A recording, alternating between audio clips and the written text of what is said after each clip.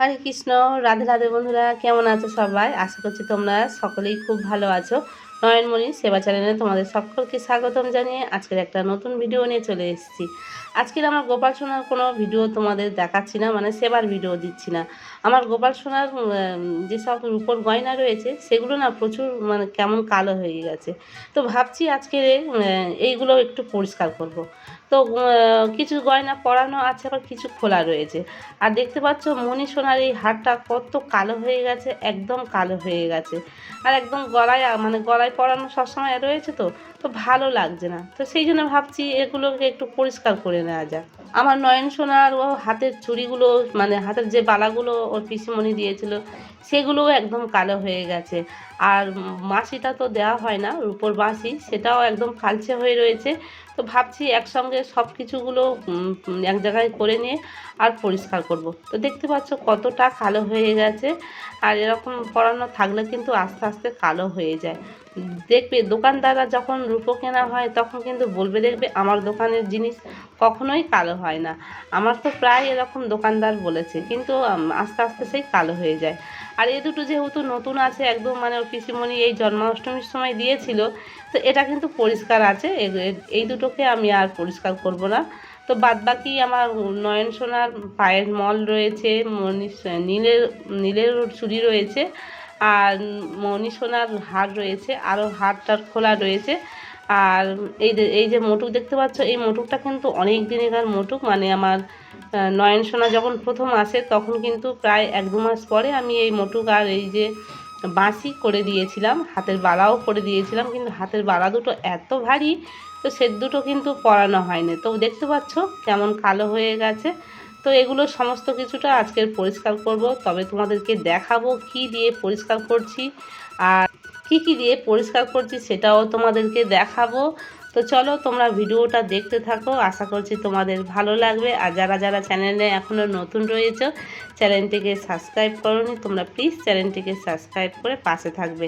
তো চলো ভিডিওটা শুরু করছি। তো সর্বপ্রথম আমি একটু গ্যাসে জল বসিয়ে নিয়েছি, দেখতে পাচ্ছ। অনেকেই কিন্তু রূপোটাকে শুধুমাত্র সার্ফ দিয়ে পরিষ্কার করে। হ্যাঁ, সার্ফ দিয়ে পরিষ্কারও হয়। তো শুধু সার্ফে কিন্তু আমার মনে হয় না যে খুব ভালো পরিষ্কার হবে।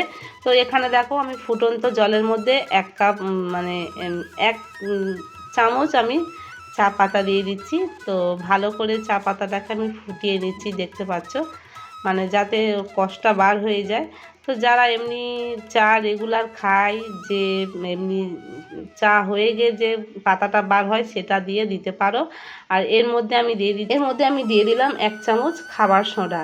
তো এরপরে আমি দিয়ে দেবো যে কোনো ডিশ ওয়াশ, মানে বাসন মাজা সাবান, বা এমনি সার্ফ যে গুঁড়ো হয় সেটাও দিতে পারো। আমি এখানে একটু ভিম লিকুইডটা দিয়ে দিলাম। আর এটাকে ভালো করে ফোটানো হয়ে গেছে। এরপরে আমি আমার যে রূপোর গয়নাগুলো রয়েছে সেগুলোকে ভালো করে দেবো। অনেক সময় কি হয়, এর মধ্যে দিয়েও মানে গ্যাসের মধ্যে দিয়েও ফোটাতে পারো। আমি আর বেশি ফোটাবো না। আর একটু কম হয়েছিল লিকুইড সার্ফটা, মানে সাবানটা, আমি আর একটু দিয়ে দিলাম পরিমাণ মতো। তো দেখো এটাকে দিয়ে আমি কিছুক্ষণ নাড়াচাড়া করবো রূপোর গয়নাগুলো দিয়ে। গ্যাসটা কিন্তু আমি অফ করে দিয়েছি।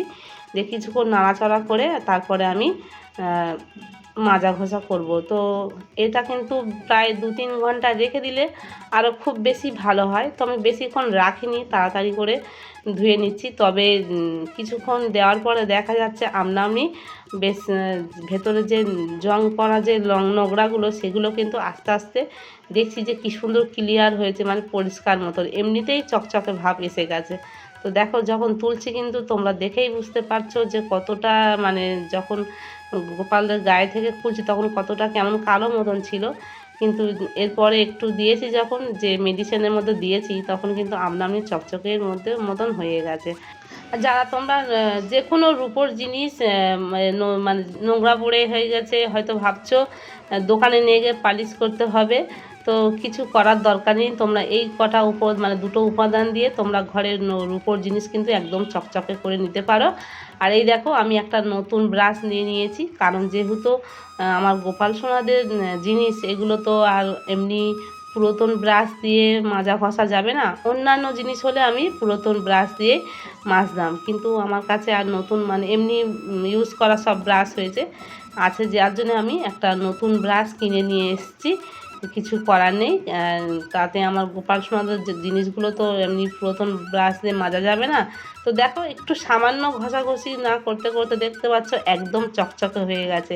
আমার কী যে ভালো লাগছে না। আমরা কিন্তু আগে জানতাম না, এমনি সার্ফ দিয়েই মাজা ঘষা করতাম, কিন্তু না ততটা পরিষ্কার হতো না। তো দেখো এটা বেশ বেশ কি সুন্দর, বেশ ভালো লাগছে। আর বেশি একদম চাপা মাজা ঘষা আমার করতেই লাগছে না।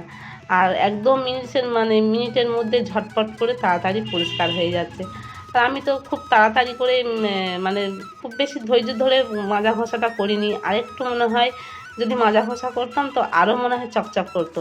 তো যাই হোক, আমি রান্না বান্না করব বলে আমার গোপাল সোনাদের এই রূপোর জিনিসগুলো একটু তাড়াতাড়ি করছিলাম, যাতে তাড়াতাড়ি হয়ে যায়। তো অনেক দিন ইচ্ছা হচ্ছিল যে এগুলো মাজা ঘষা করব। আর এই যে মুটুকটা দেখতে পাচ্ছ, আমি ভেবে রেখেছিলাম যে দোকানে দেবো একটু পালিশ করে নিয়ে আসতে, কারণ এই মুটুকটা না বড্ড কালো হয়ে গেছে।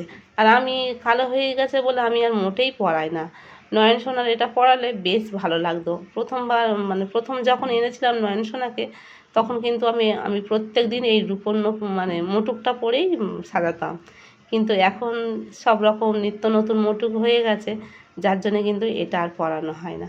আর এই বাঁশিটাও কেমন কালো হয়ে থাকে বলে এটাও মানে নয়ন সোনার কাছে দেওয়া হয় না। তো সব রকম মিলিয়ে ভাবলাম আজকে সব কিছু গয়নাগুলো পরিষ্কার করে নিই। আর তোমাদের দেখো হাতে নাতে প্রমাণ দেখাবো কতটা গ্লেজ হয়, কতটা চকচক করে। দেখো আমি খুব বেশি কিন্তু চাপাচাপি করছি না, এমনিতেই পরিষ্কার হয়ে গেছে।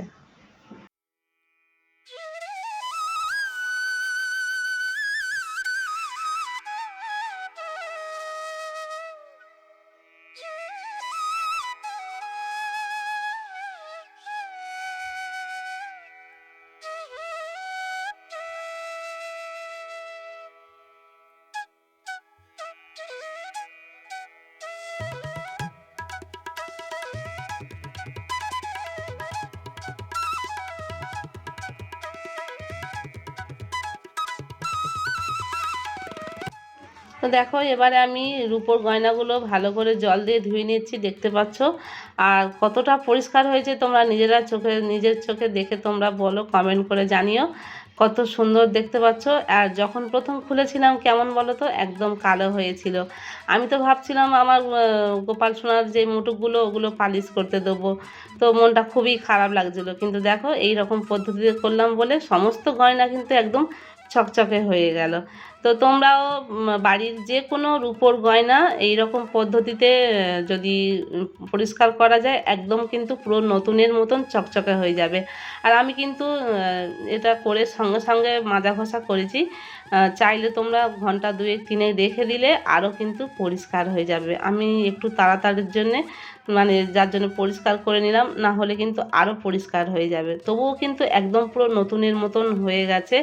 যখন প্রথমে খুলেছিলাম তখন তো তোমরা দেখেছো গয়নাগুলো কেমন মতন কালো, একদম একদম বোঝা যাচ্ছিলো না যেগুলো এগুলো রূপোর গয়না। আর এখন দেখো কত সুন্দর চকচক করছে, পুরো রূপোর গয়না পুরো বোঝা যাচ্ছে।